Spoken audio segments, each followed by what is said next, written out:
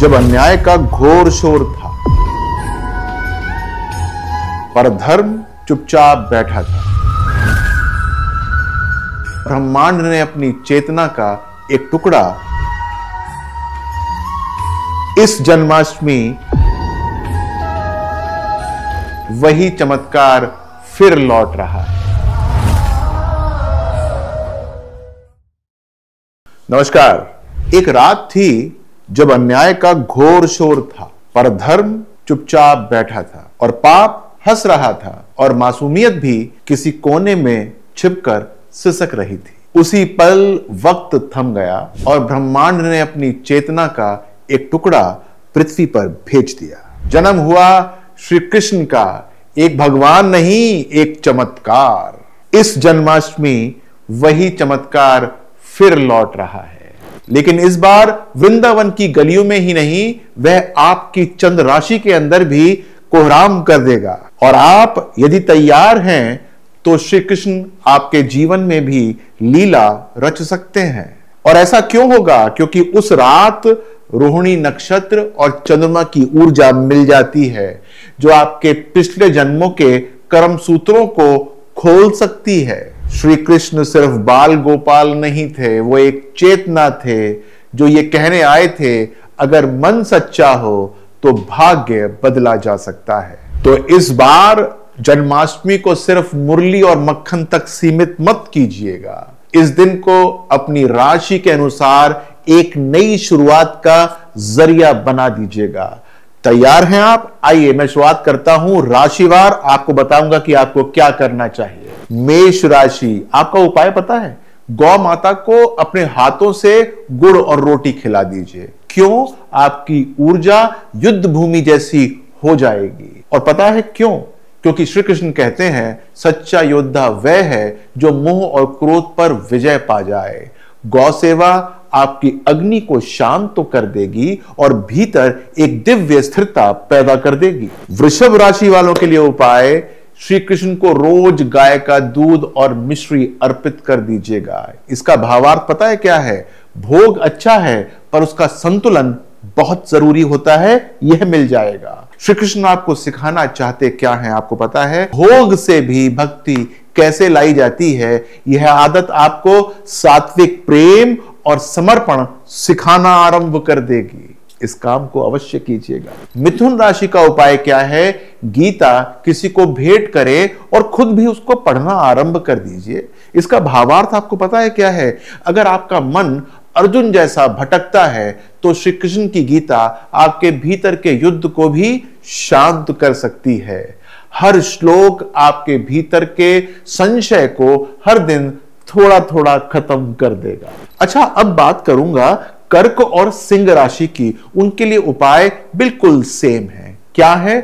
हर सुबह सूर्योदय को देखें, उगते हुए सूर्य को देखें। इसका भावार्थ क्या है? आपको पता है, भावनाओं में तूफान आ जाएगा और मैं का शोर जो है वो थोड़ा सा हल्का पड़ना शुरू हो जाएगा। श्री कृष्ण की कृपा सूरज की रोशनी में छुपी होती है, यह आपको संज्ञान होना चाहिए। बस आपको उसे रोज देखना है, उसका अभ्यास करना है, ताकि वो आपके अंदर समा जाए। कन्या राशि वालों, आपका उपाय क्या है?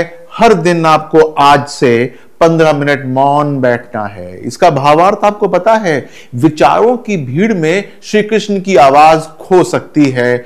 मौन ही वह दरवाजा है जिससे भगवान प्रवेश करते हैं। उनको आने दीजिए ना। तुला राशि वालों के लिए क्या उपाय है? हर दिन एक श्लोक पढ़ें किसी आध्यात्मिक ग्रंथ से। कोई भी ग्रंथ हो सकता है। और इसका भावार्थ क्या है? जब मन लोगों के बीच में उलझ जाता है तो श्री कृष्ण की वाणी दिशा देना आरंभ कर देती है। 2 पंक्तियां रोज पढ़ें, आपके जीवन की नई स्क्रिप्ट बनना आरंभ हो जाएगी। भाई, वृश्चिक राशि वालों का क्या उपाय है? आपको रोज तुलसी को तांबे के लोटे से जल देना है। इसका भावार्थ आपको पता है क्या है? आपकी भावनाएं समंदर जैसी हैं और तुलसी के स्पर्श से यह समंदर शांत हो जाता है। इस बात का ध्यान रखिएगा।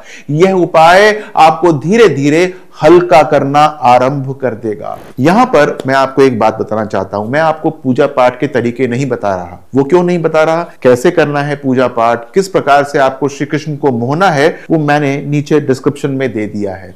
लेकिन ये उपाय आपकी राशि के अनुसार है। जब आप इनको करेंगे तो निश्चित तौर से आपकी राशि के चक्र के अंदर पॉजिटिविटी आ जाएगी। किसकी आ जाएगी? रोहिणी नक्षत्र की आ जाएगी, चंद्रमा की आ जाएगी, श्री कृष्ण की आनी आरंभ हो जाएगी। तो हर राशि वाले अपना ध्यान से सुने और उसको कहीं नोट भी कर लें। अच्छा, अब बात करता हूं उपाय की धनु और मीन राशि वालों के लिए। उनके लिए वो कांस्टेंट है। अब क्या करना है? हर गुरुवार को बिना किसी को बताए किसी की मदद करनी चाहिए, यानी अपना आपको बखान नहीं करना कहीं जाकर। इसका भावार्थ क्या है? ज्ञान बोलने के लिए नहीं होता, कर्म में उतरना चाहिए। इस बात का ध्यान रखिएगा। जब आप बिना दिखावे के सहायता करते हैं तो आपकी आत्मा श्री कृष्ण से जुड़ना आरंभ कर देती है। और अब मैं बात करता हूं उन दो राशियों की जो बची हुई हैं। कौन सी?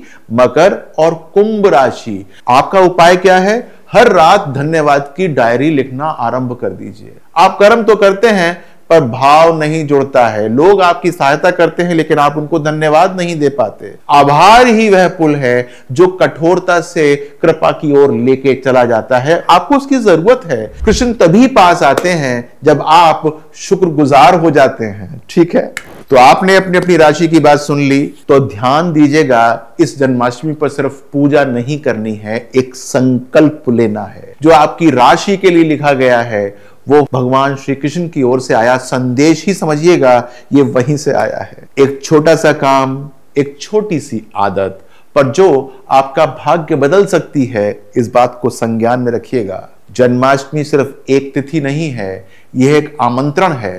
श्री कृष्ण हर साल मुरली नहीं बजाते हैं, वो तब आते हैं जब आपके मन का द्वार खुला होता है या आप उसको खोलने की चेष्टा करते हैं। तो इस बार की जन्माष्टमी को मत जाने दीजिएगा, उसे अपने कर्मों, अपने संकल्पों और अपने भीतर ठहरा लीजिएगा। क्योंकि कृष्ण वही हैं जो अंधेरे में जन्म लेते हैं लेकिन उजाले की राह बन जाते हैं। अपना ध्यान रखिएगा। नमस्कार।